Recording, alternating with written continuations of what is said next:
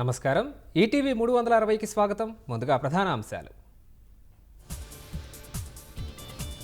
కాజేసిన ఆస్తుల చట్టబద్ధత కోసమే భూ హక్కు చట్టం. కూటమి ప్రభుత్వం రాగానే రద్దు చేస్తామన్న కనకమేడల.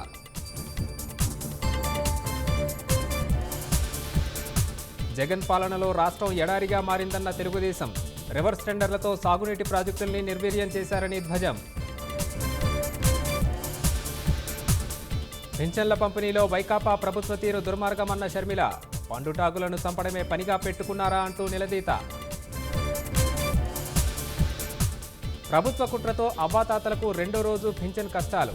బ్యాంకుల వద్ద ఎండలో నిలబడలేక వెలువెల్లాడిన వృద్ధులు. రాష్ట్ర వ్యాప్తంగా జోరుగా కూటమి అభ్యర్థుల ప్రచారం. వైకాపా వైఫల్యాలను వివరిస్తూ ఇంటింటికి వెళ్లి ఓట్ల అభ్యర్థన. కాసేపట్లో రాయ్బరేలీ లోక్సభకు రాహుల్ నామినేషన్. హాజరు కానున్న ఖర్గే, సోనియా, ప్రియాంక గాంధీ. విదేశీ వలసదారుల వ్యాఖ్యలపై శ్వేతసౌధం దిద్దుబాటు చర్యలు. బైడెన్కు భారత్, జపాన్ అంటే అమితమైన గౌరవం ఉందని వివరణ.